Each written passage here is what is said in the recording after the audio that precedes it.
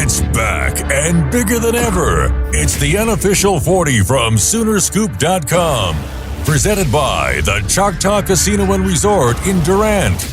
Now, here's the entire Sooner Scoop crew. Carrie, Josh, Eddie, and Bob.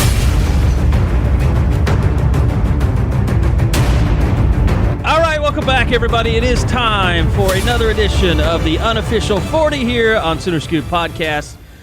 We welcome in Josh McQuistion, Eddie Radosevich, and Bob Przbillo for another massive edition. By the way, want to throw this out there. We just crossed the 1 million download plateau for the Unofficial 40, just the Unofficial 40 itself. Of course, we have the new podcast, the Eskridge Lexus postgame podcast, but yeah, the Choctaw Casino and Resort, Unofficial 40.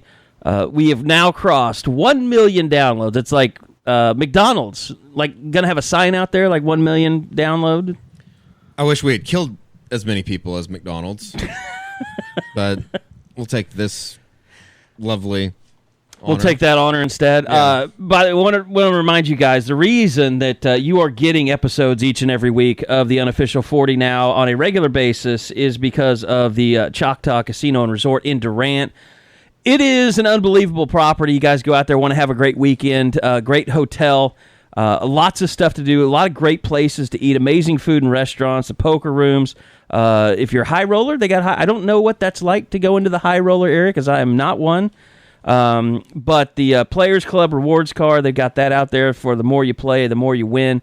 And now they've got the dice games. They've got craps for you. They got roulette. And like I said, the hotel rooms out there are as nice as any that you'll find. It makes just for a fantastic weekend. It's starting to cool down a little bit, but the pool is unbelievable out there. I know we've got some hot days coming up. So thanks to the good folks at the Choctaw Casino in Durant.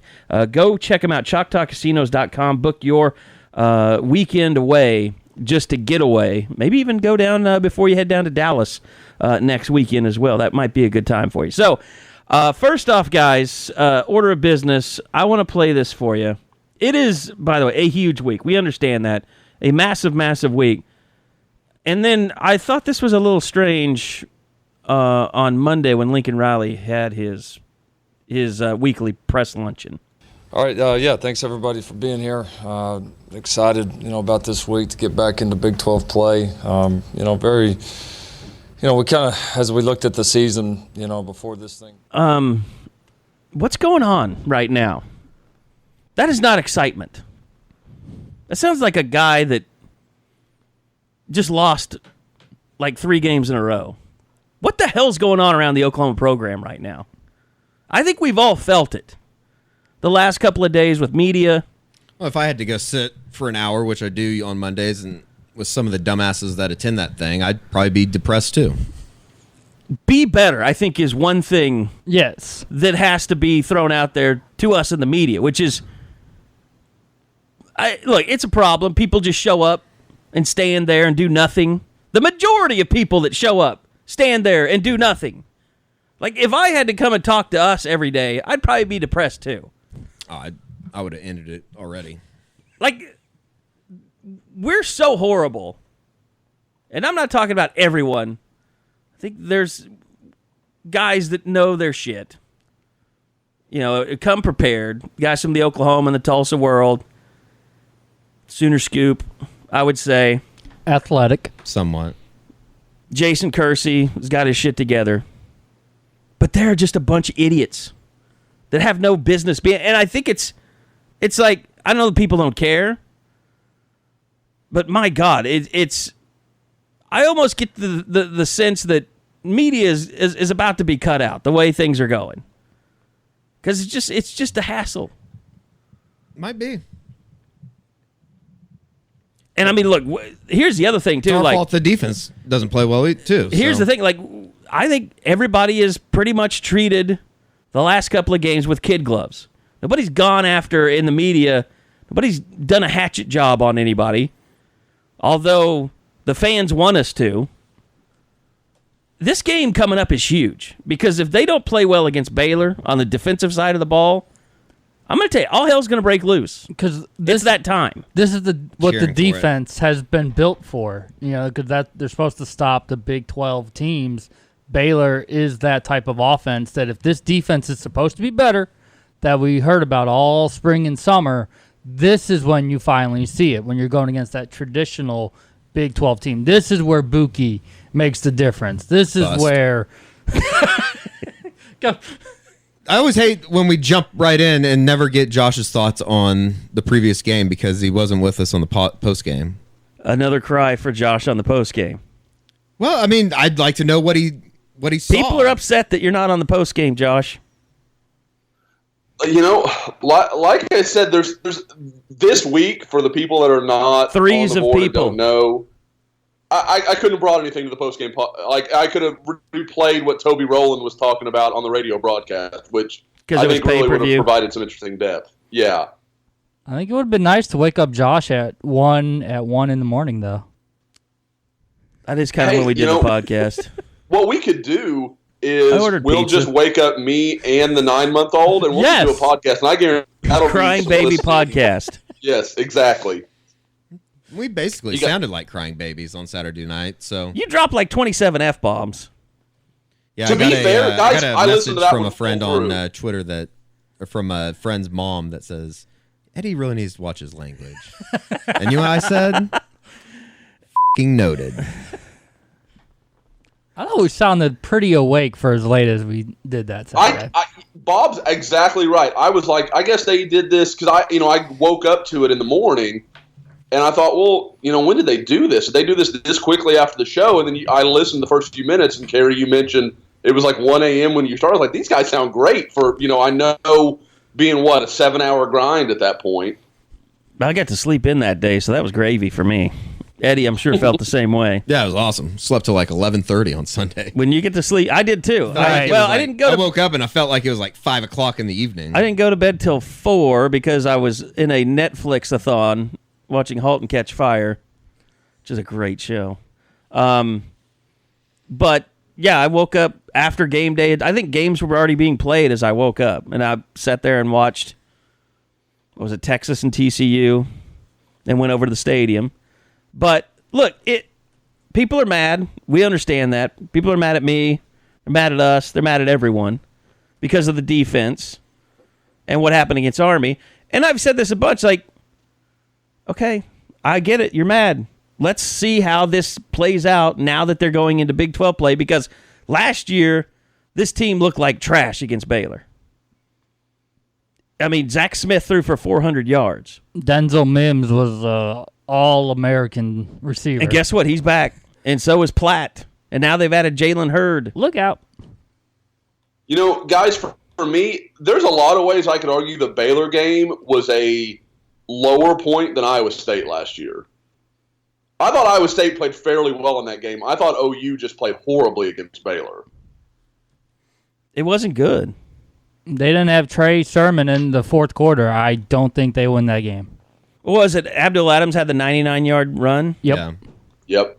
That was kind of the moment when Jordan Thomas went into witness protection. That was when they were still playing Jeff Badette instead of Marquise Brown. So, but, I mean, this is at home. This is a chance for Mike Stoops to dial up some pressure again, because that's been an issue. And here's the thing, like the Army game, and we can talk about that. We can rehash that, Josh, because I know you've watched it over and over again, but you have 40 plays on offense, and I understand there was a goal line stand that was made that OU never should have been in that position. Lincoln Riley took full responsibility. Bill Bedenbaugh took full responsibility for the play calls that they made. But at the same time, there were 40 snaps in that game. So I'm still of the mind, like, I don't give two rats craps about criticism of the offense in that game. It's funny that, like, and I don't know, I haven't heard what Dusty has said much this week, but over at the franchise, you talked to, like, Rufus Alexander, we had Teddy Lehman on Monday morning.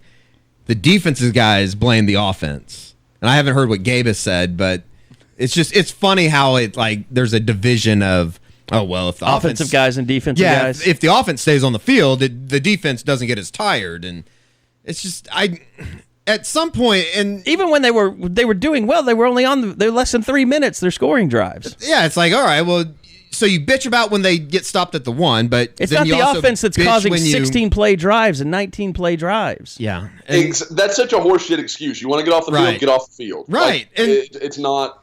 See, and Josh, and that's what I want to ask you is, you go back and you did the Monday morning quarterback or the Monday morning idiot, and it just seems like that's copyright, by the way. You just cost us money. Oh, Peter King. Damn it, Peter King.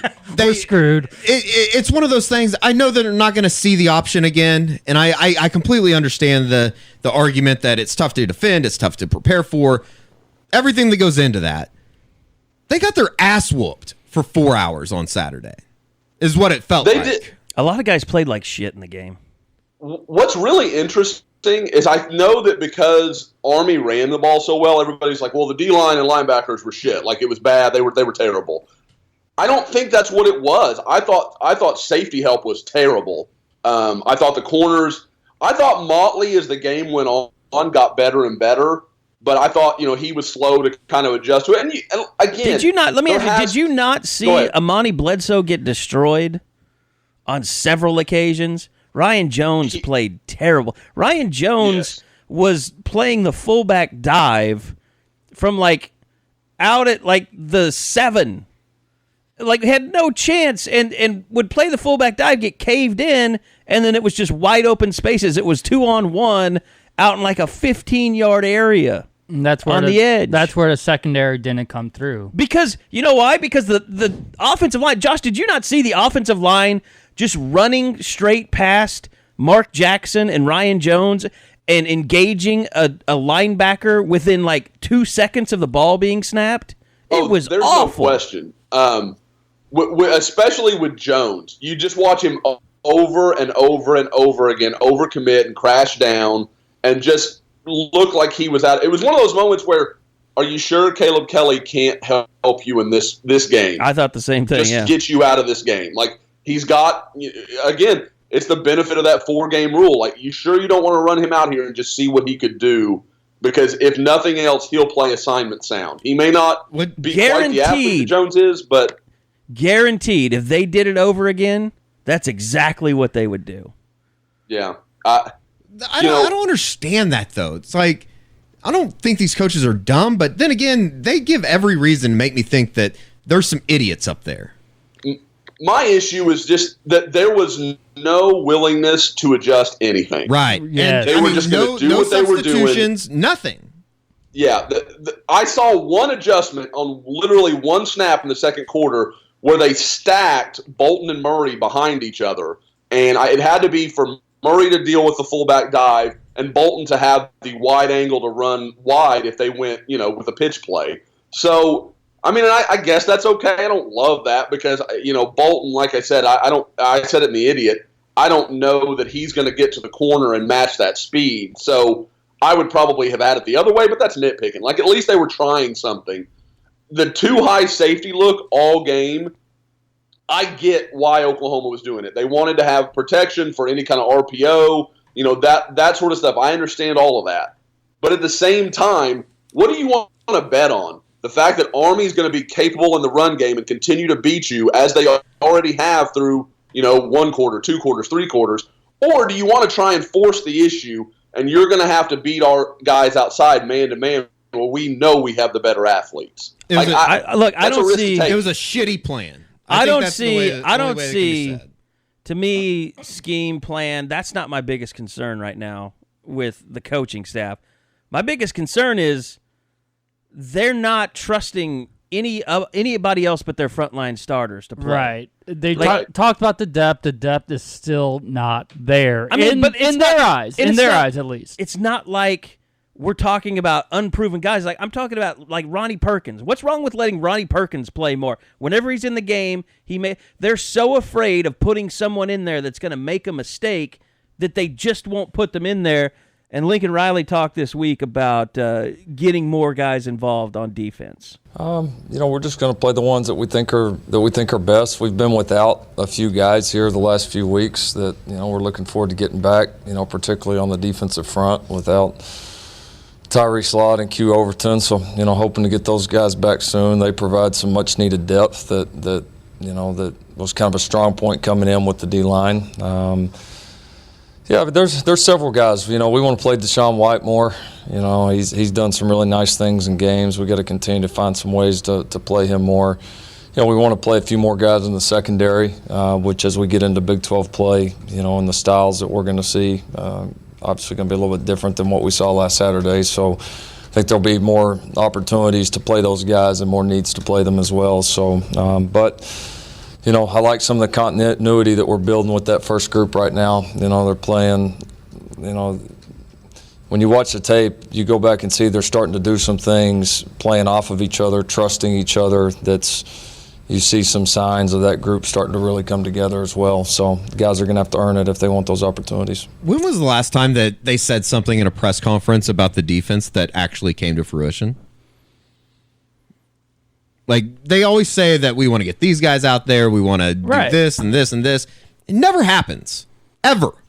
Here's what's interesting to me is, for all the shit that Brent Venables took, when you look back on his time here, whenever a game plan called for something unique, I think back to the Sun Bowl when they played Stanford, and that was the game that Ronell Lewis, became a household name. Whether it was Spinner, Corey Nelson was a guy that he was one of the best athletes on the defense, but they didn't really have a place for him. So they basically invented the jack position in their defense to get Corey Nelson to play as a young guy. Like Brent Venables, he probably would have had Deshaun White playing that Ryan Jones linebacker spot in that game. Like if they like Deshaun White so much, do you really need a strong side versus an inside linebacker in that game against Army? Especially, but they don't trust anybody down there. Right. Especially when he had to play that one play because Kenneth Murray's helmet came off, so it wasn't like you were saving him for the four game deal anyway. So you got him out there. Why not use him? The whole thing about too is they're so scared of being aggressive. It seems like. I think that's why they can't create any turnovers. They're never aggressive. They see the other end. They always see, he's going to make a mistake. They don't see, he could be a playmaker that actually changes things. Sad. Soft is what it is. My problem is with it is you see all the, and don't get me wrong, I understand that not every freshman's going to be ready to play. That's just the way that goes, whether it's physically, mentally, whatever. Clearly, they're all in on Deshaun White. They're all in on Ronnie Perkins. Those guys are going to play all year. Why, you look at Texas with Caden Stearns. That guy, they've just run him out there and they're saying, and he's going to make mistakes. Like everybody's talking about his interceptions, and that's great. But Caden Stearns is making mistakes everywhere for Texas. I guarantee it. Yes, they said he's having issues in coverage, but that's not where he's getting his picks. But he's a playmaker that they trust to go make plays, and they're letting him do it. They're letting a good athlete make plays. It makes me wonder, is OU overcomplicated? Like, do they not feel like these kids can grasp it? Because everywhere all over the country, you see these freshmen that are capable of making an impact. But, we all freaked out about Buki playing as a freshman because it never happens at Oklahoma. And I think it's always been said, well, they don't have the talent. Well, the guys in front of them haven't been world beaters. So what is it? Like, that's where and that's what I've always felt like has been an issue, is that you see guys having to think so much that they can't get out of their own way. Well, I don't know. I think it is me connecting dots. I think it is an attitude from the staff, from the defensive staff, that, like you said, that is more playing not to get beat than it is to create any kind of havoc or disruption. Yeah, and that's just maddening too. I think. Well, it goes to that, like we talked about with the two high safeties. If you're going to go down, you might as well go down. Yeah, Oklahoma is defending from the back to the front. They're worried about, we're going to get beat over the top, we're going to do this, and you're leaving yourself open to, I think we all know the simplest aspect of the game is to run the ball. That's what it's all built on. But if you're focused on the pass game and a big play and that sort of thing, you're just leaving yourselves open for a situation like Army where they just, death by 1,000 cuts. It's got to be a balance. It can't just be overly. I mean, look at that Baylor game in 2014 where they tried to play up on receivers for them, and they just got burnt and burnt and burnt. And then they put them 10 yards off the ball. Players that can cover people. Then. Well, that was Julian Wilson. He wasn't that good.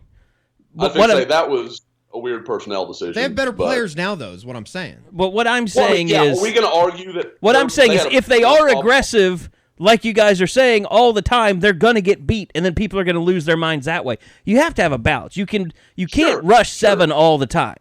You've got to pick and choose. You've got to pick and choose your times when you're going to blitz. You got to pick and choose your times when you're going to play man coverage, when you're going to play bump and run, when you're going to play 7 yards off. You have to balance it out. It can't just be one extreme to the other. We talk about it all the time. Who's the most extreme defensive coordinator out there?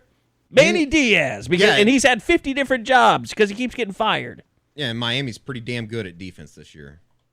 Hey, Army threw the ball 9 times. Is that not an extreme? I think that's the thing is they keep saying they didn't want to get beat over the top by Army. That's stupid. If you're scared of that, what's the Big 12 exactly? like? You know that the confidence level you have in your secondary. At that, you're like, we're worried that Army is going to beat us. And what are you going to do? If you're worried about Army beating you over the top, you should be fired. Is that their first call? Seriously, Who are you firing? I don't care. Fire somebody. Fire them all. Fire them all. That's the softest thing that it's ever. If you're worried about Army beating you over the top, you should be fired. Your defense coordinator should be fired. I got into a conversation yesterday on Twitter with JD Runnels, and we were talking about some of these things, and he was talking about, you've got to be concerned about this and this. The problem with it is I feel like Oklahoma wants to cover everything okay. Like we've got an answer for that. We've got an answer for this, but none of it are we going to take the fight to the offense. We're just going to do as much as we can everywhere. That's not the way it works. There's going to be a weak spot. No matter what you do defensively, there's going to be a weak spot. So make them uncomfortable. Make them do what they don't want to do. Don't say, well, we'll do this, but that's not what we want to give up, so we're going to let that happen. Because that just, like I said, I just don't know how you bet on letting Army run the ball, and we're not going to bet on our athletes on the outside. That just doesn't make sense to me. But, again, I do think there are qualifiers to this. It's a weird offense. Army does things that Oklahoma will never see again, well, unless in a couple years. But it's just it's not all one or the other, but you're just seeing a pattern that never seems to stop. Whatever excuse we can offer, it's another excuse the next week. Like Oklahoma at some point needs to start seeing their production. Somebody said it. I think Oklahoma's in the 70s in defense and hasn't faced an offense anywhere near what they're going to face in the Big 12. No.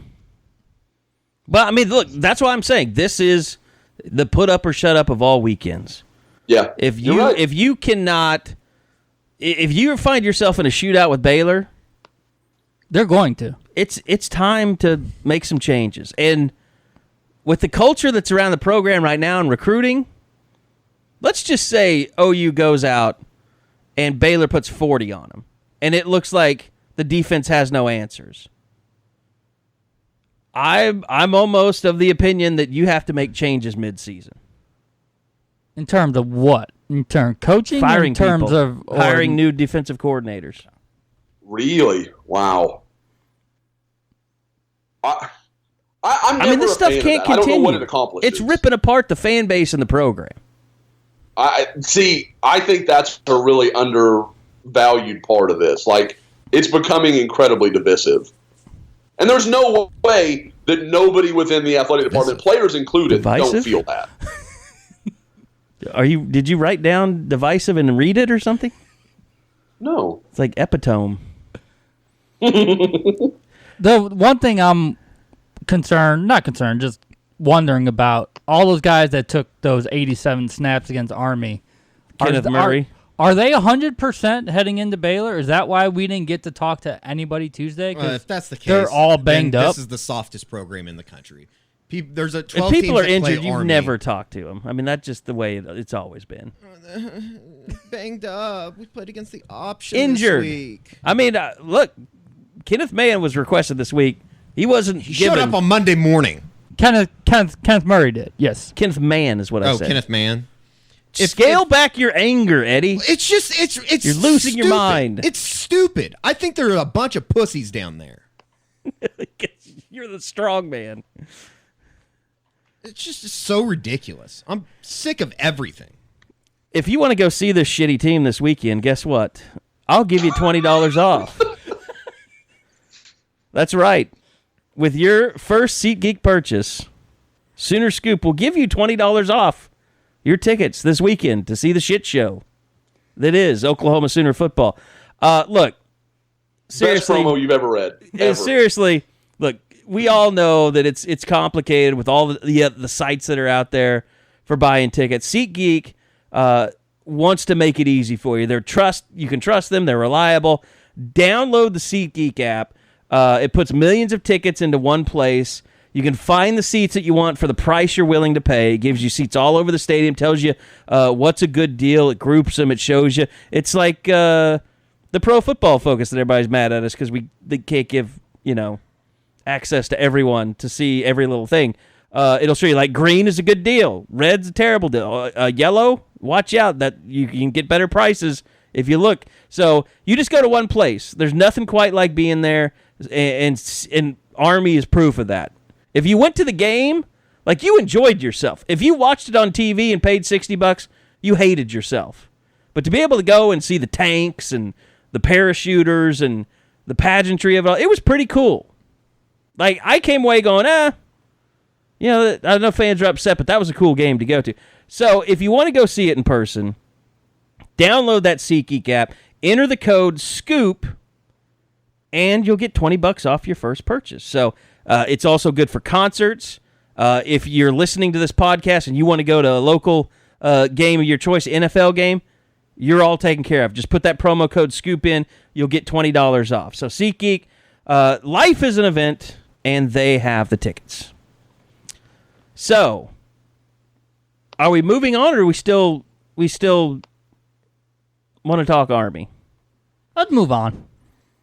I think that horse is dead. We got a lot of recruiting stuff to talk about as well. This would be a pretty big weekend. No one wants to play for this program.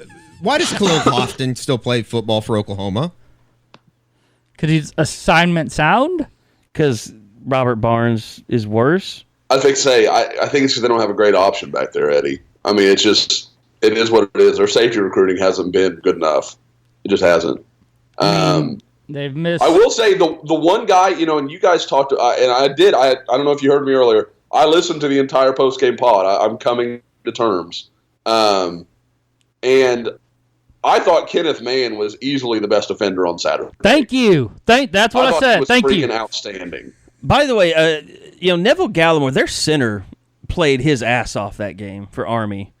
And there was never a bigger example of how Neville Gallimore needed. Like, Dylan Fa-Matu is banged up. There was one play in the end zone. Did you see that, Josh, when he just got put on his back? Yes.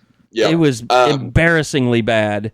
Know who would have been really useful? Q Overton. Because he's a run stopper, Carrie. I was thinking about it like mid-fourth quarter. I was like, oh, God, they could use damn my luck that Pro Football Focus comes out with a infographic on Q Overton right after that podcast. What was that? No. That was from last year. That was from June. They're talking about who's coming back. Who were some of the best run stuffers coming back? So someone just threw that in my face. I got cold takes exposed. Yes. Yes. And that's actually probably where I got it from, that Q Overton was so good. You can't believe Pro Football Focus. Their grades are horseshit.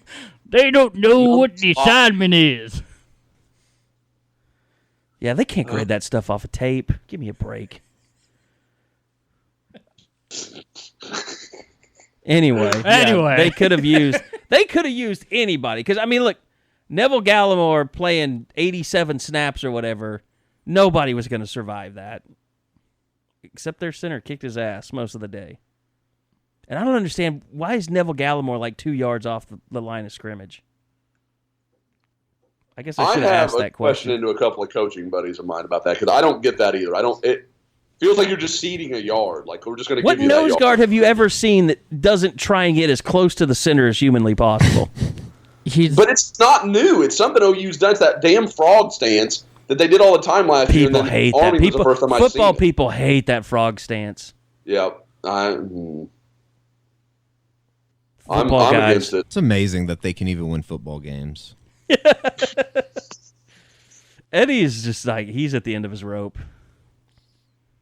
Are I've never you seen more you this mad frustrated. about the takes, Eddie, or are you more mad about Both. how bad it actually was? Yeah, Eddie, can I guess it's a beginning combination of the fact that it's not good on the field, but then it also causes you great peril because you have to deal with pissed off fans all the time. It just makes your life a living hell. Everything. Like, Eddie's been on the message board more than anybody, because when I have a game like that, I just leave. I just let people vent, and I don't answer I got in one really big fight the about the post-game podcast, and I've just kind of let people do what they do. And it's That's bad. what they pay me to do, is be there. So. I mean, it's bad because I've gotten a few people that have either threatened to cancel or, like, when this happens, it's always like, you've let this board get out of control. No, the board's always out of control during football season. And the Mike Stoops stuff, it's way beyond. Like, it was out of control in the summer.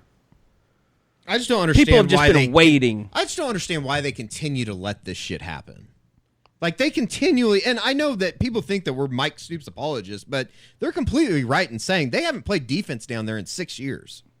Maybe even longer. Maybe a decade.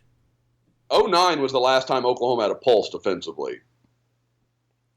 Yeah. And they're lucky. I mean, they're honestly, they're lucky that they play in a shitty conference. Here's the only problem I foresee. So if you fire Mike Stoops in the middle of the season, you're just going to make Ruffin McNeil your defensive coordinator. I think that's the guy that's had just as much a hand in designing this defense as Mike has, probably. I think that would be the worst decision that Lincoln Riley has made since taking over at Oklahoma. But that's what will happen. What are you talking about, guys? Bob Diaco's already running this show. No, he ran the show the first 2 weeks, Josh. That's right. That's right. He got demoted. I guess like, you could. Bob's got it under control. You could promote Bob Diaco. I think you'd have to. I mean, because otherwise you're just playing a man down. That's why I don't love the firing somebody in midseason, because then you just have one less hand involved in the whole thing. I don't think they're going to fire anybody. But they need to figure it out. Will they actually put more people out there? Will they finally do it? Let's take our own advice and just watch Baylor first. See what happens. Fair. That's fair, but I can see why people are so angry, because it seems like they just keep doing the same thing over and over again. They don't even try to figure out. To me, ways. it's not rocket science, though. Like the Iowa State game, they did the same thing. They went after Motley all game. They basically ran a Baylor-type offense. They ran inside zone. Outside of the tackling? But listen, they ran inside zone. Outside of tackling, they played with fine David against Montgomery. Iowa State, though. He had 82 yards, and then they had one-on-ones on the outside. In the country. I don't know what you're yelling about. Iowa State's one of the worst trying to rushing make a teams in the point. country. Worst. What's your point? Iowa State is one of the worst rushing teams in the country. My entire I don't give a what they did against them. I'm trying to tell you. I'm trying to lay this out for you. My God. Somebody's got to have some sanity around here. The Iowa State game, like, I don't think it's a giant indictment on the defense. It's just the way that they played. And I don't know that Baylor is going to come in here and target one player like they did with Parnell Motley. But they have enough receivers that they can they target don't have to. any of them. If anything, it's going to finally expose Trey Norwood, which I've talked a lot about, which nobody else wants to admit or see it my way. That's like the 13th worst thing about this defense. What, Trey Norwood? Yes. Well, it is until he turns into Julian Wilson 2014. Trey Norwood is the least of Oklahoma's problems defensively. Guys, somebody asked me this the other day. For Oklahoma to be a good defense, I mean, like I don't think anybody should have any illusions that in the Big 12 you're going to consistently be a top 20 defense. It's just not very realistic. But if you're going to say top 35, which with Oklahoma's offense, you can beat anybody at any time with that sort of defense. How many guys that are currently starting would start for that defense? Murray? Man. Okay, I could get there. For what team? Like, for a defense that was going to be good enough. To be really good. To be a top 35 Who among the defense. starters right now would actually play on this really good defense? Hypothetical defense, yeah. Like, who is of that caliber? Can we move Buki to corner? Yeah. Thank you. That would be a move, sure. Yeah. So, I mean, 3, 4, maybe. And I'm not presenting this as an excuse. I'm just saying this defense has holes that have to be covered. I mean, they just do, because there's a few guys that wouldn't play for a mediocre defense. Here's one thing that I think Iowa State taught everybody is if you look at this defense, what's the biggest thing that they're missing? It's right in front of your face. What's the biggest thing that this defense doesn't have? A competent coordinator. Dominant nose. Personnel. Nose tackle. No, they don't have any rush-ins. I would say that would be... The only way that you're going to get in trouble is from people blitzing. And Iowa State figured that out because they're smart as hell, and they just max protected the whole game. Now, Baylor goes empty a lot. They go 4 wides. I don't know that they're big into max protecting, but to me, if you're playing Oklahoma, the fact that they have no one that can really beat you one-on-one on the edges, you can work around that. That's a real problem moving forward. That's what Mike said. They don't have a oboe. They got to get creative. So this is the week where we see it. God, they don't even have a tapper. Guys, there are some whispers about Jalen Redmond, like getting closer to maybe getting out there. Yeah, I mean... If he is even sort of close, do you run him out there this year? I was driving by. I was leaving basketball practice yesterday. I'll say it just because I saw it. He was out there in full pads with a non-contact jersey on. I don't know what that means. I don't know how much he's doing out there, but he was out there. Credentials just pulled. Sorry for driving down a street and looking over. I just wanted to see if I could get you triggered. Because you haven't been triggered enough today. Well, I'm sure that the way that they're treating us right now, as far as the media, they'll try and gouge my eyes out after the game on Saturday. There's got to be something, though, because I just saw OU's official Twitter account only talked Houghton and Bledsoe, too. I don't know what message is being sent, but it's just weird. It's weird that those two weird timing are the golden job voices for the team, because I wouldn't say either one of them have played very well in the last couple of games. You were both awful on Saturday. Your thoughts? Your thoughts. I think I asked Khalil Houghton a question about what's it like when you have one guy on defense just loafing. I didn't say because it's usually you. But he's had some horrible looks. That touchdown that Hakeem Butler had, the last one, the long one, he was just standing there flat-footed. I don't even know if he's loafing. He might just not have the natural instinct to be that guy. Which is why... To not stand on a field like Took you're him a too right long to fielder recognize picking it. daisies. Yeah. So anyway, look, Baylor's going to tell us a lot. I don't know what kind of excitement is going to be in the stadium. Is that sad that Baylor is going to tell you a Baylor's lot? going to tell us anything. You don't think? Okay. I think Baylor's a bad football team. I think Baylor's going to tell you exactly what you think they're going to tell you. I think. They're a bad football does that mean? No, what I'm saying is they're a bad football team, and if they're able to move the ball and pick up a lot of yards on OU, it's terrible. And the defense has no shot. That Baylor won't go for 400 yards. No. They'll put up 400 to 450. I guarantee it. They'll put up at least 30 points. That's coming. Like It's anybody coming. that's not expecting that, just fooling themselves. They'll have a couple sustained drives, and they'll have a couple really big pass plays, and it's going to be 30. Yeah. Just get ready for it. So what's the final going to be Denzel then? Mims is really good. Like he's not 56 to 31? I think I got like 52 to 34. Something like that. It's gross. It's going to be we got blessed with a 3-hour game. Last week we were going to get like a 4-hour game Saturday. I might write my Mike Stoops has to go article after that. The one that you've all been waiting for. I'm fixing to say, like, it's going to be, I mean, there's going to be people in tears, Carrie. People want that story. Oh, I know. Trust me. I think Noel may write you a love letter. The most liked post ever. Carrie has 7,000 likes all of a sudden. Which I don't understand why people care. I really don't. Why people don't care? No, why they care so much that I say it. I think it's because, they would never want to say this. You're there every day, man. Like, you're there. I mean, part of it's they want a justification for their own feelings. They want. That's it's the same reason why everybody's bitching about the questions that are asked at the press conferences. They want to feel better about their miserable lives. I think that's a little far, but there's no doubt that people want you to make accusations and not ask questions. Right. Because they want the truth. They feel they're entitled to them. And like that somehow is going to... Like that's the other thing about it is like, if you ask the accusatory question, it doesn't mean that the person on the other end of that question is going to open up and be completely honest for the first time in their life. It's actually going to do the exact opposite. Yeah.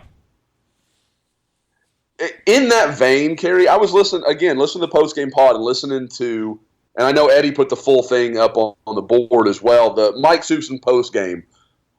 Did he seem even more defensive than usual? Like, yes. Somebody asked him a question. He kind of, you guys are going to go there, but I'm not going to go. Like, and I was like, well, I thought the question was pretty reasonable. Sir, you just gave up 400 yards on the ground to Army. I think there's a reason why people are pissed. The bad part was that his hat was on backwards and upside down.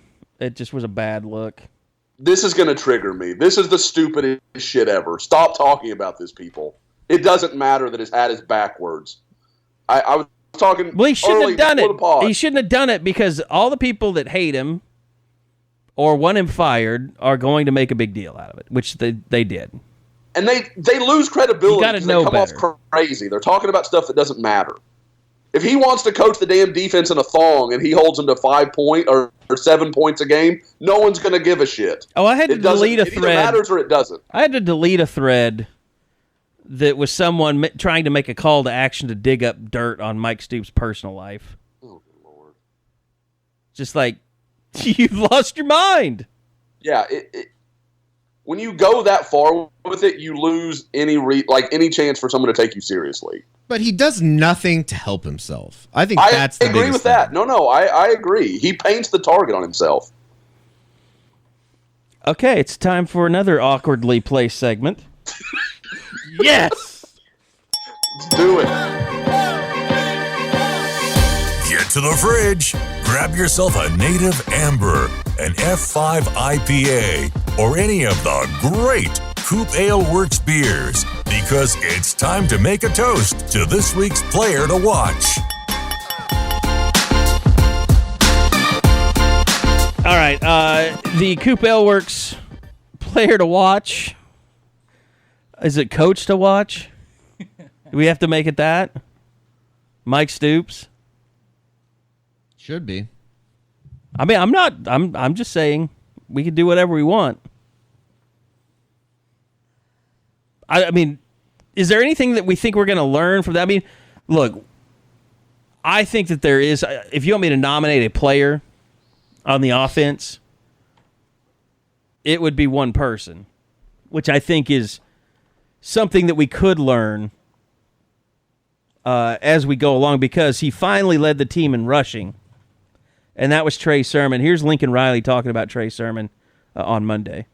For him, even though he played a lot for us last year, he kind of assumed that role as kind of our closer a little bit. And it's different going into a game where, you know, you've seen what's happened for 2 or 3 quarters. You got an idea of what's going on. You've had a chance to kind of settle in, and then to now where you're out there right off the bat and going. So I think even though he's played a lot, I think he's still learning. I think he's still, getting in sync with our offensive line, with Kyler, with what we're wanting to do offensively. But I think he played well, and I think he's close to playing really well. And I asked Bill Bedenbaugh about this yesterday, just about the importance of having like a running back finally kind of being your guy? Because, look, this offense has been really good when Rodney Anderson has been the guy, and it just seems like they get into a rhythm and they start pounding on people and dominating a football game physically. I just don't think it's the same way when Kyler Murray is your leading rusher. And if Trey Sermon can start kind of figuring this out and being that number one guy, which he hasn't really been, I think that's big for this offense. I like Bill's answer to that question. Oh, he shit all over my question. He really did, but yeah, I mean... Oh, I'll play it for you. I've got it right here. Here's Bill Beadenbow. You guys start off the season, Rodney, your running game seems to have a flow to it in the first game, and then Kyler leads you in rushing, and now we see Trey kind of come back and lead you in rushing. Is that important for your offensive line to have a running back that can get them in a rhythm like that?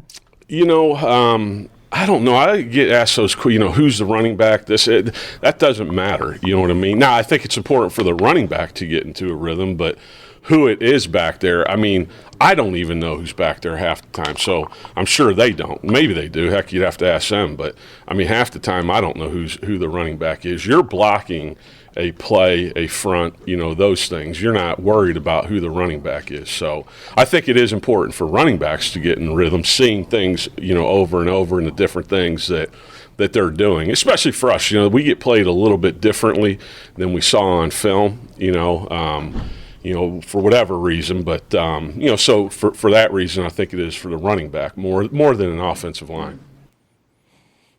So that's my candidate offense. I know Bob had somebody on defense. Josh, do you have anybody that you can really think of that just like, I want to see this guy, I want to see more of this guy? On defense? Either offense or defense. I'm firmly in TJ Pledger's camp. I want to see more of that dude on the field. Yeah, because I got to tell you, Bill, nobody's really having to guess who your running back is, who's in the game at running back, because 90% of the time it's Trey Sermon. He's the only guy that carried the ball on. Yeah. Saturday. I mean, but with that, you have to, again, you go back to 40 plays. I mean, how Marquise Brown didn't get any touches. I guarantee that wasn't part of the game plan. Bob, your player to watch? I'm going with Buki because this is what he was brought in for, to stop these Big 12 high-powered passing offenses. Here's Lincoln Riley talking about whether Buki has been kind of disappointing or not so far up to this point. Yeah, no, he's been eager. He's almost been, I think, at times maybe so eager to make big plays that I think he's having to learn to let the game come to him a little bit right now. He's done a lot of things well. He's fearless. He plays extremely fast, extremely decisive for a young player. And I think he's really just kind of starting to settle in. So the big plays are coming for him. I mean, he's a big play kind of guy. He's going to do some things through the year that'll wow people, and it's just a matter of time there. So the key for him is just like we've talked to him about, is don't try to force it. Just let the game come to you, and then as you continue to grow, the big plays will come. So he's done some really good things, and I think you kind of feel like he's right on the cusp of breaking out and playing really well for us.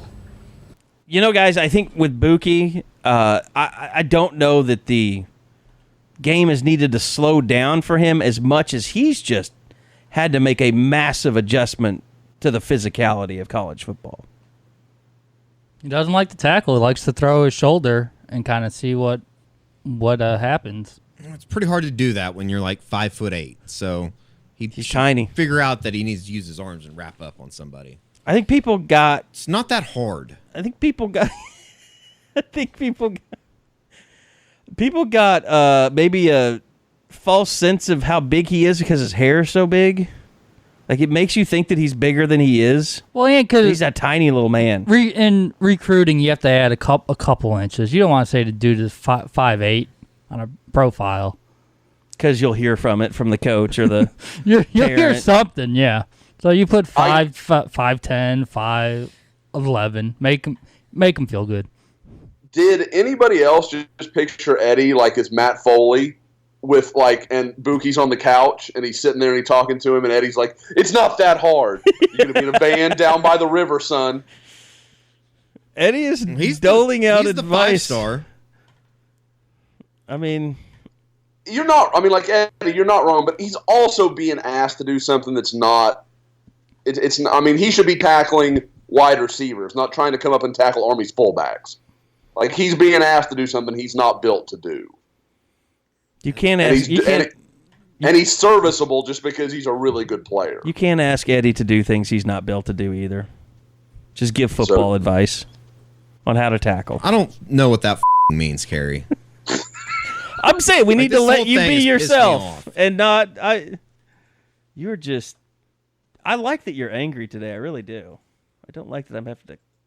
I think you're going to set a record with F-bombs. He's a hot little potato right now. Spend 15 minutes on the board and see if your feelings change. Have you been on the board this entire show? No. All right. Well, I'm going to make another executive decision. I'm going to say our person to watch is Mike Stoops. Because I think that's what everybody is going to look for in this game, that they're going to judge. If it doesn't go well, he better just have his visor on right, because that's not going to be pretty. Things don't go right, he better not come in. I want to remind you guys, Coop Ale Works, they're a 9-year-old craft brewery in Oklahoma City. Eddie could use some right now. They've got 7 year-round beers, 4 seasonals. The Oktoberfest is out right now. I am starting to really love the DNR. That's a nice little nightcap beverage. Make sure to stock up your tailgate with some Coop F5 IPAs or the Horny Toad Blondes, which is really my favorite overall. If you're going to cook out, the Horny Toad Blonde is the beer for me. So make sure you stock up before the Baylor game this weekend. You have a little extra time with the 2:30 start, which should be nice. So thanks to Coop Ale Work for being a great sponsor, both the Unofficial 40 and the postgame podcast. All right, other things this week that are big on the horizon is, guys, Josh, you and Bob have kind of had a little bit of a break with recruiting in the dead period, but now things are starting to heat up. Josh, why don't you start and tell us exactly what's happening this weekend with recruiting? Well, it really is. I mean, Oklahoma is hosting, Bob, if I'm not mistaken, check me if I'm wrong on this, their first official visitors that are not currently committed. Nope, Jacoby Jones. That was the one that I had wrong. Okay. Right, he became committed. I'm forgetting. Yep. He became committed, but he wasn't at the time. So Oklahoma is bringing in 4 uncommitted players for official visits this weekend. Jordan Battle, the safety from St. Thomas Aquinas. Jalen Catalon, the safety from Mansfield Legacy. Finley Felix, an offensive tackle from Coffeyville Community College. And Kenny McIntosh, the running back from Fort Lauderdale University. Really, it's a really interesting thing because as of Bob, a week ago, 10 days, it looked like Peyton Powell was going to come in this weekend and Oklahoma might be closing out his recruitment with a decision. Now it looks like that's changed completely from everything I'm gathering. And Oklahoma is now a little more focused on battling Catalon. And those guys being the guys they are, both Rivals 250 type players, I don't know how Oklahoma could say no to either of them.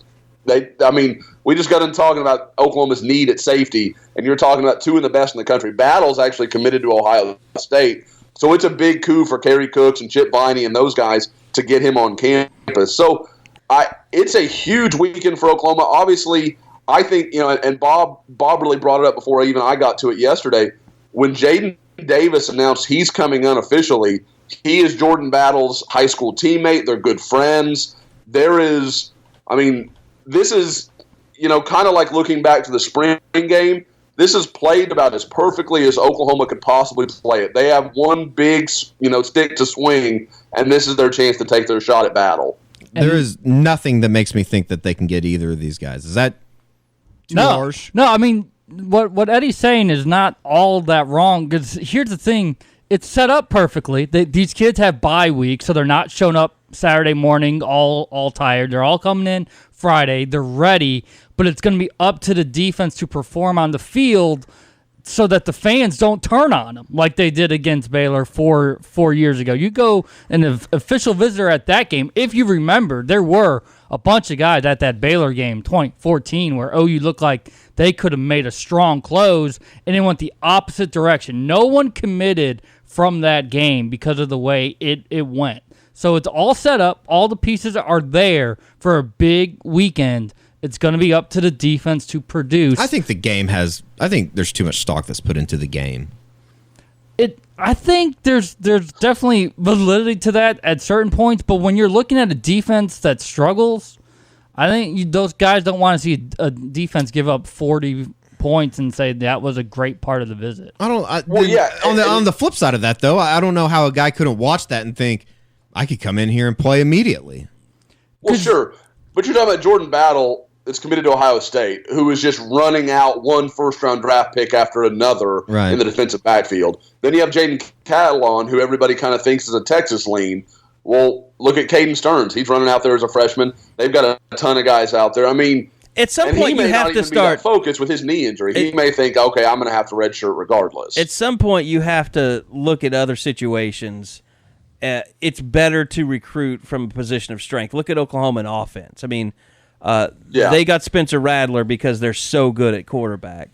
It's got to be the same for defense. I mean, yeah, you can say, well, there's a need there, but if you're just bringing in a guy to replace people that no one wants, it's been years and years of that. I mean, there's been no first-round draft picks at safety or corner for Oklahoma. I mean, at some point, that really starts to hurt you, I would think, when you're talking about recruiting against Ohio State and recruiting against Alabama and all these other places. And what Eddie's saying about the game, okay, that's not that wrong, but what could happen is if you let that game affect the rest of the weekend.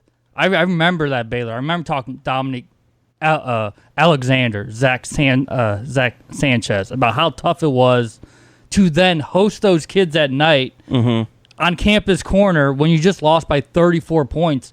The vibe just changes if the game doesn't go a certain way. So that's one thing I will be watching. Kyler Murray doesn't get paralyzed in this game. It's when you got to make a couple phone calls and dip into the bag of drugs on Campus Corner. What? Oh, we're acting like college kids don't do drugs? Is that what we're doing? That's as dumb as what they're throwing out there on defense. I didn't say a word. Will there be an emporium on the Sky Bridge to Sugars, Eddie? Yeah, there should be. Yeah. Especially when the medical marijuana laws pass. Now, Josh, we talked. Are you going to leave us to start a CBD empire? It won't be a CBD, I'll tell you that. Whatever. There's a CBD cafe opening up on Campus Corner. They should close that immediately. I think where the Meatball House was, maybe. They should close that. Well, Josh, we're talking about the 4 official guys. Yes, Josh, talk about what about some of the unofficial? You think there's any chance of something going down this weekend? You know, not really. Princely, God. Good luck on that one. Yeah. Yeah, Princely, the defensive end from Manor, Texas, that is a 2020 offer. Actually planning to go see him Friday. It's not quite concrete that I'm going to make that trip yet, but that is the current plan. Going to get a chance to talk with him. He's a guy that OU offered following seeing him at the Houston Satellite Camp. It's his first trip to Norman, so he's definitely a guy that OU's put a lot of focus in. I don't think anything will happen with him. The guy that you got to watch a little bit is Javian Hester from Tulsa Booker T. Finally making the trip. Finally making that trip down. That's huge for Oklahoma. I think it's a chance to kind of get things back on track with him, where it kind of felt like I don't think Oklahoma was in bad shape. I still think if he picked today, he'd pick Oklahoma. I just think they'd lost some momentum. And, it really, back in the summer, when we saw him at the Nike camp in Dallas, Bob, it felt like this could happen any day now. And then now it's like, he feels like a kid that's going to at least take some official visits next spring, and we'll kind of see what happens. But I think it's a chance for Oklahoma to just re-cement themselves and kind of continue to build that relationship. So those are the two guys that are uncommitted right now. I will say we talked a lot about the safeties and that kind of thing. Finley Felix, the offensive tackle from Coffeyville, he's a guy I would definitely keep an eye on. This is his first ever official visit. I've spoken to him some. He seems very excited. I can talk to him about the Ville if he wants to. I don't think he'll do anything this weekend, but I definitely if there's any guy that I think, okay, that's the guy I would bet on, he's the one I'd pick of the visitors we've confirmed so far. Does Finley have any other visits set up yet? That's what I couldn't track down. As far as I know, no. I don't think he's set anything else up. And we talked about that with somebody, I think, last week, where that's always Jacoby Jones. Yeah, with Jones. But that's kind of a telling sign when, I'm really excited about this one, but I want to wait, but I have no idea what I'm waiting for. Like that usually kind of tells you something. So, like I said, I think it's probably a coin flip. If you made me guess, I'd say he doesn't commit. But I think it's also telling Oklahoma's made no real overtures to any other junior college offensive lineman. And I know for a fact they want a JUCO offensive tackle. They want somebody to come in and compete immediately.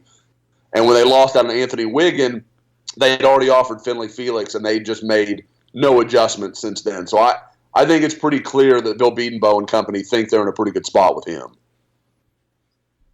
Eddie, were you running the Cubs Twitter account last night? No.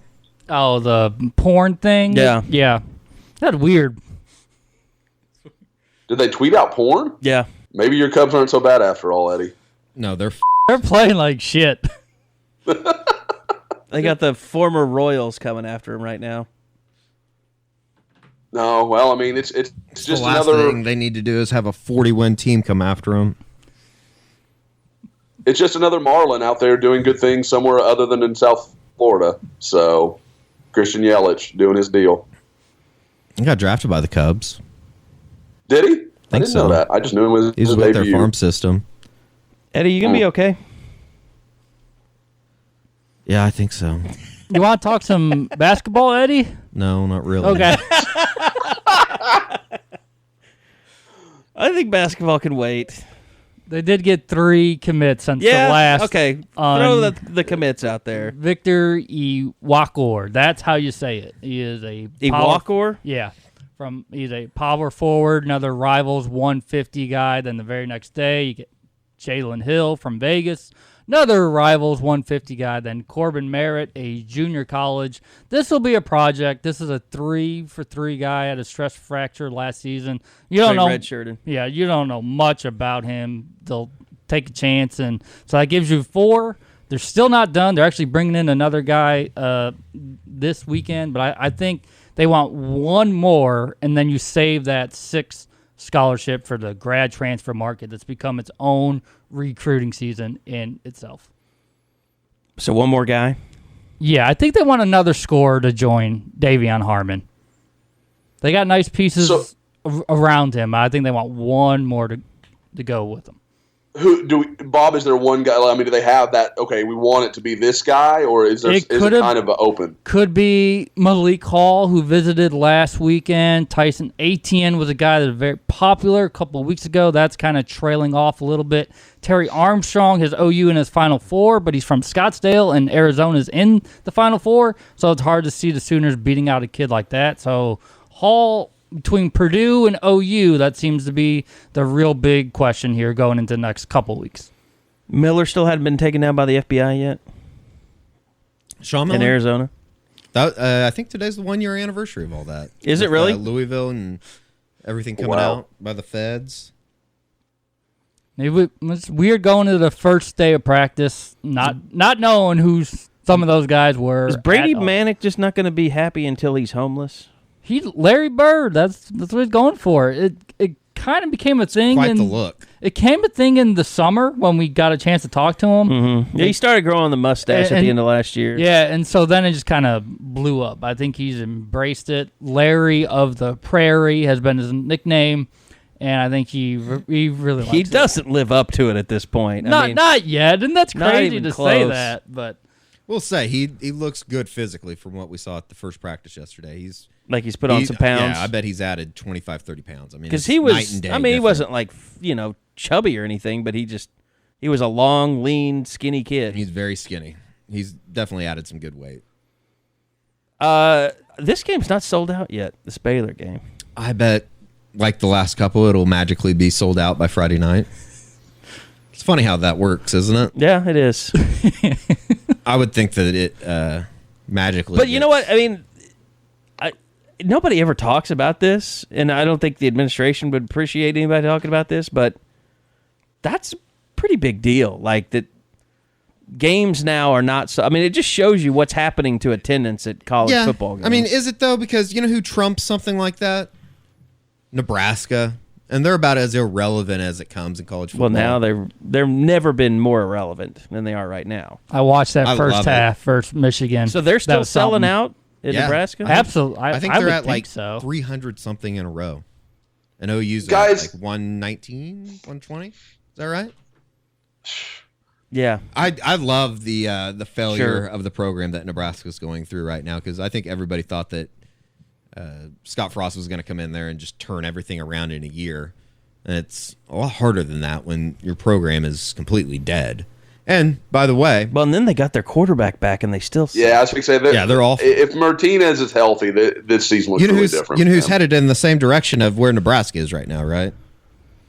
Let's see. Traditional power.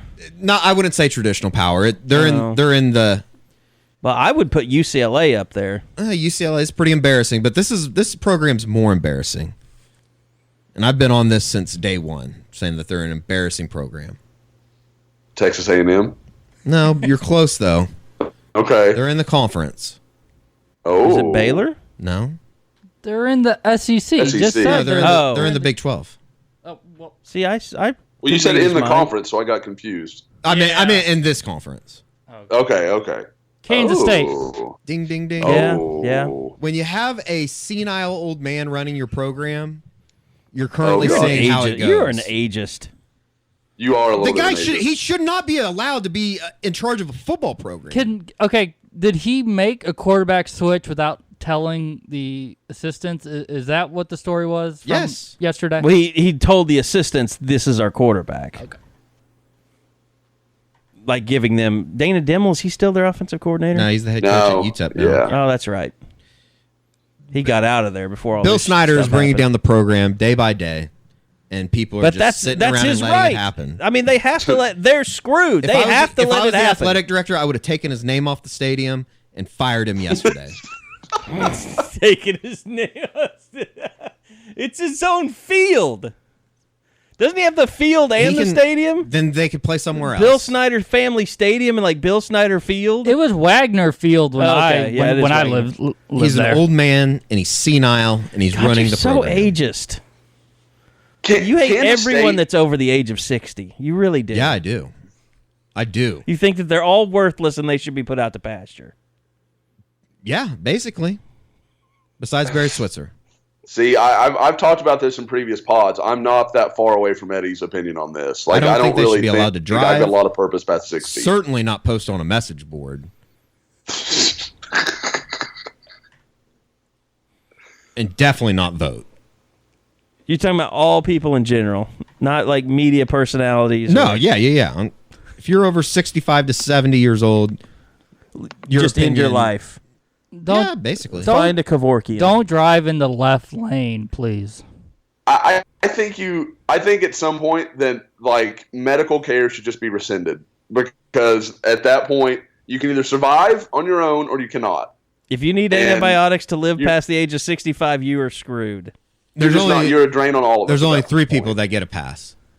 Switzer, Woofy, and my dad. What about your mom? Oh, I was thinking only males. Eddie just Yeah. filled So it the off. old women get to stay, but the men have to die off. Yeah, I think so. But they're the bad drivers.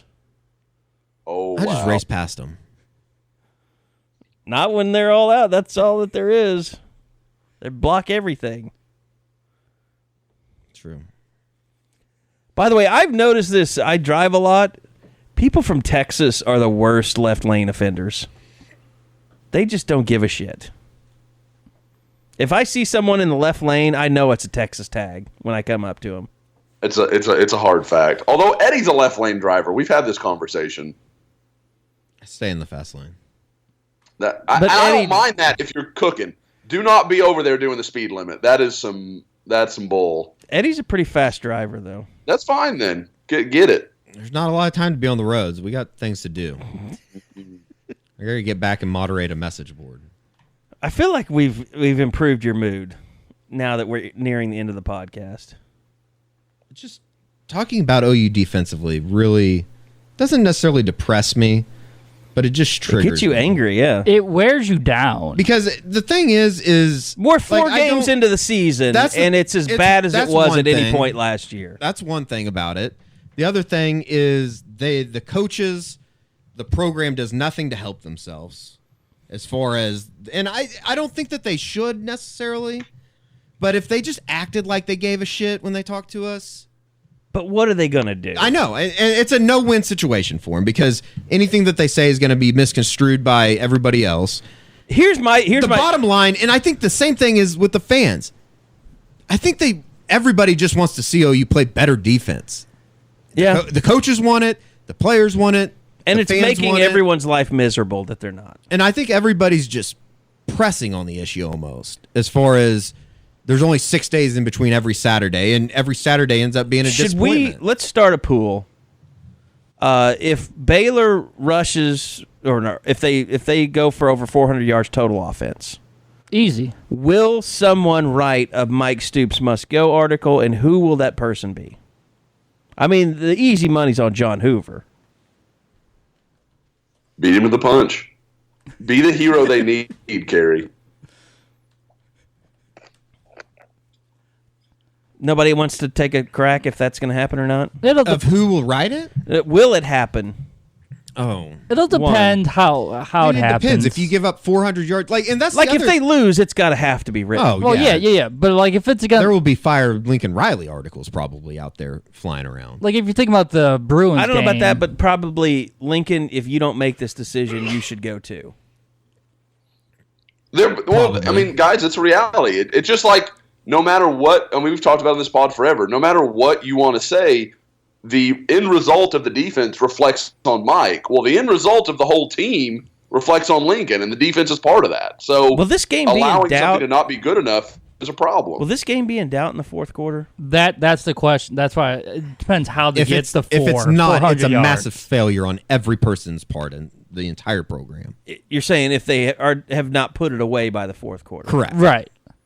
But if Baylor gets 200 yards in the fourth quarter against backups. Yeah, and they go from 14 to 28 or something.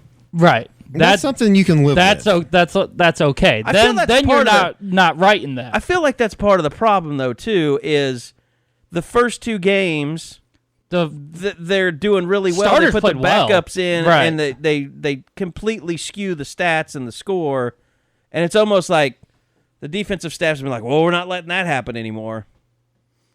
Of course, it doesn't help when you're in shootouts the next 2 weeks. And the other side of the buck is that it's like, you can throw all these stats out that Army only scored 3 touchdowns in the game. They scored once in their last 7 possessions. They had 3 drives where they were just 17 and 19 plays or whatever. But you look at the box score, and then it really gets magnified because, they got the ball ran down their throat, and they did nothing to stop it.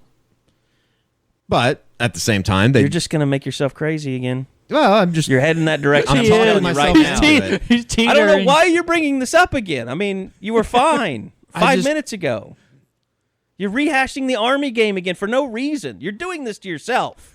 No, I'm not. You absolutely are. I'm talking it out. But it's only making you upset. It needs to be talked about. It makes your voice. It's rat poison, Eddie. Your tone starts changing. Take rat poison right now. You're starting to rub your head, and the tone starts changing as you keep talking about it. It's just bullshit.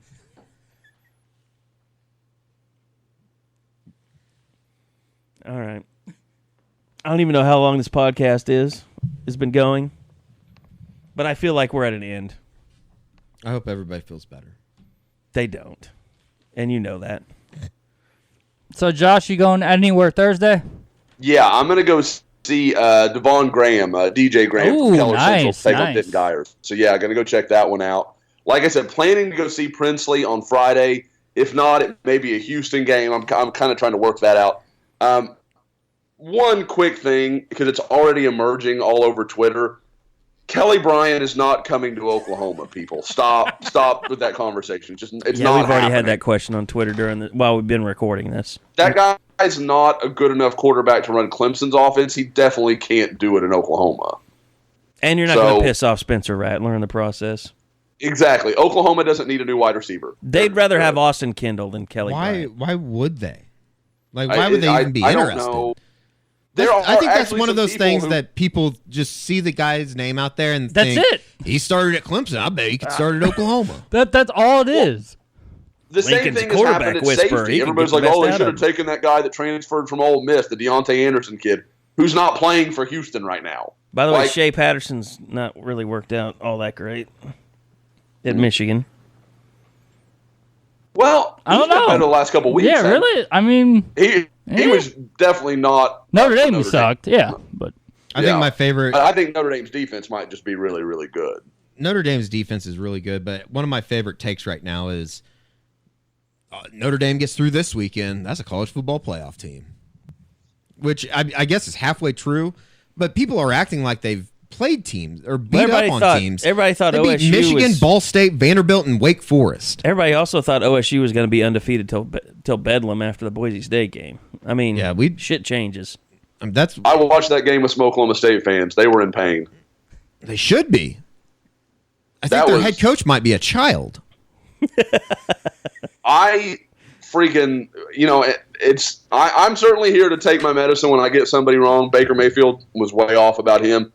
Alan Bowman, I love that guy in high school. Didn't even know I was going to see him. I went to watch Alito to watch Jace McClellan and, the big offensive lineman that went to Michigan, Bob. Filiaga. Yeah. Yeah.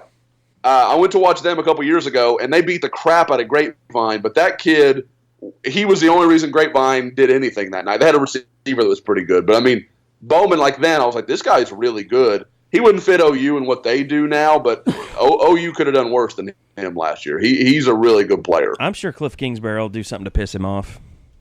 Yeah, I mean, Sleep with his girlfriend.